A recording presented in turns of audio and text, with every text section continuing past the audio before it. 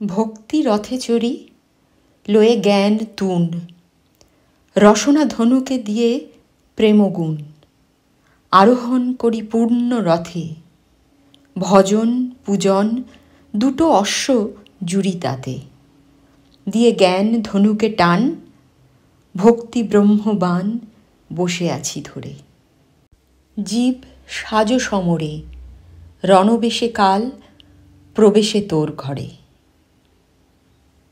সর্বত্রই যুদ্ধ, রণভূমিতেই আমাদের জন্ম। যুদ্ধ নয়, ধর্মযুদ্ধই আমাদের ধর্ম।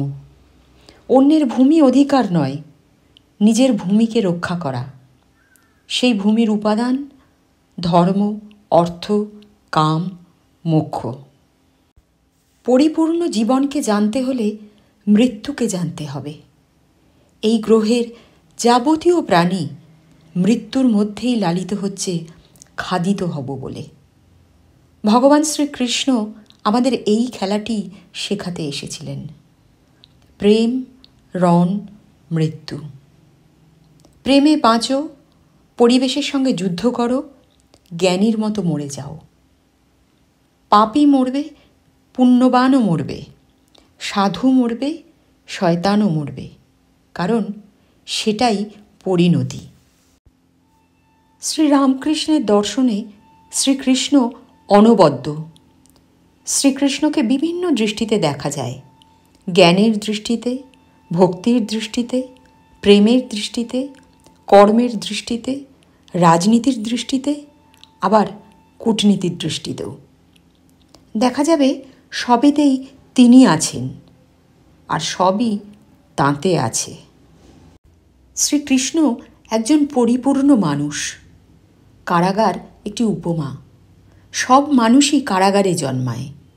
পরিবার, পরিবেশ, জাতি, বর্ণ, নিয়ম, শাসন, অর্থনীতি, সমাজনীতি, ধর্ম, এই কারাগারে এক একটি লোহার দণ্ড, এক একটি শৃঙ্খল।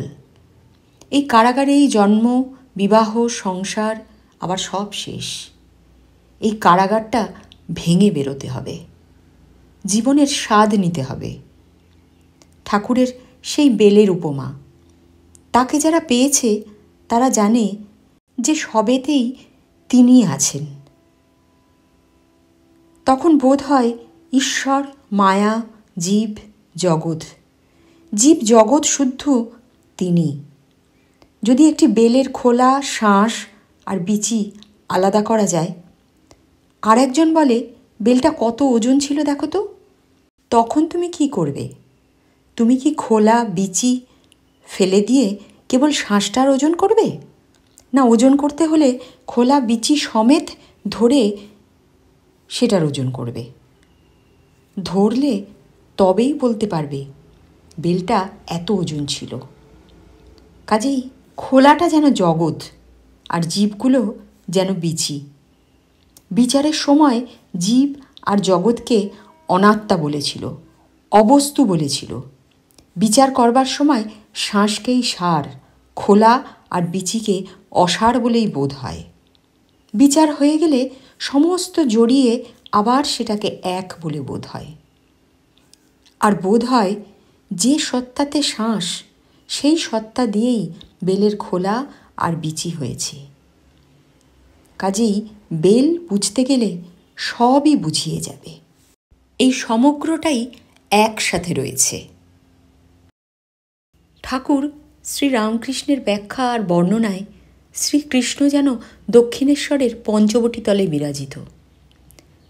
শ্রীকৃষ্ণ বসে আছেন, নতজানু হয়ে অর্জুন তার সখার স্তব করছেন। তুমি পূর্ণ ব্রহ্ম।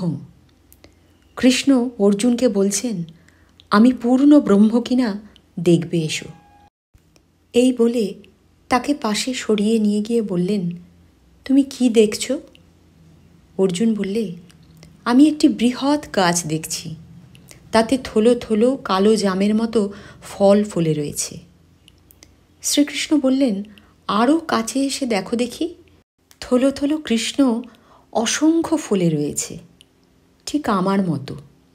অর্থাৎ সেই পূর্ণ ব্রহ্মরূপ বৃক্ষ থেকে অসংখ্য অবতার হয়ে যাচ্ছে। শ্রীকৃষ্ণ অসীম আর সসীমের মধ্যে বাজ খেলেন। এটি ঠাকুরের কথা। তিনি ব্রহ্ম, তিনি অনন্ত। অর্জুনকে দেখিয়েছিলেন তার সেই রূপ। অর্জুন প্রার্থনা করেছিলেন, আপনার প্রেম, বৃন্দাবন লীলা, আপনার গোষ্ঠ লীলা, রাসলীলা, এইসব তো সসীমে মধুর বিচরণ। হে পুরুষোত্তম, আপনার জ্ঞান, আপনার ঐশ্বর্য, শক্তি, বল, বীর্য ও তেজ সম্মন্বিত ঈশ্বরীয় বিশ্বরূপ দেখার ইচ্ছা হচ্ছে। ঝলসে উঠল সেই রূপ। সে কেমন? যদি আকাশে সহস্র সূর্যের প্রভা যুগপৎ সমুদিত হয়, তাহলে সেই দীপ্তি বিশ্বরূপের প্রভার কিঞ্চিত তুল্য হতে পারে। ঠাকুর বলছেন, কবির দাসের নিরাকারের ওপর খুব ঝোঁক ছিল। তাই কৃষ্ণের কথা উঠলে কবির দাস বলতেন, ওকে কি ভজব? গোপীরা হাততালি দিত আর উনি বানর নাচ নাচতেন। ঠাকুর বলতেন, আমি সাকারবাদীর কাছে সাকার, আবার নিরাকারবাদীর কাছে নিরাকার। যার কথা হচ্ছে তিনিও যেমন অনন্ত, আমিও তেমনি অনন্ত। এমনকি তোতাপুরীও বুঝতে পারেননি শ্রীরামকৃষ্ণকে। বলেছিলেন, আরে কেউ রোটি ঠকতে হো। ঠাকুর হাসতে হাসতে তাকে বলেছিলেন, দূর শালা, আমি ঈশ্বরের নাম করছি। শ্রীকৃষ্ণ স্বয়ং ভগবান। তিনি মানুষের রূপ ধারণ করে এই মর্তে এসেছিলেন। সমস্ত ঐশ্বর্য নিয়ে মাটির পৃথিবীতে এলেন কংসের কারাগারে। কারাগার মানব দেহ। ইন্দ্রিয়ের শাসনে মানুষের ভগবান পিষ্ট।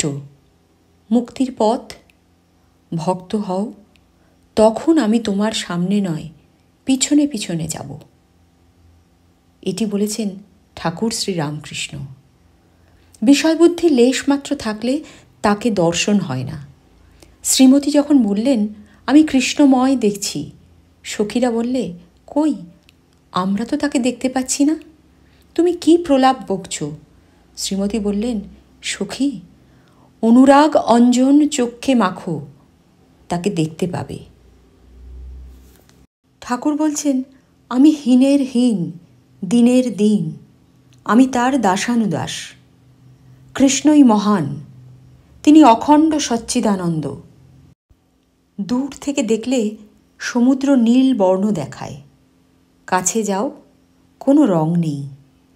যিনি সগুণ তিনি নির্গুণ, যারই নিত্য তাঁরই লীলা।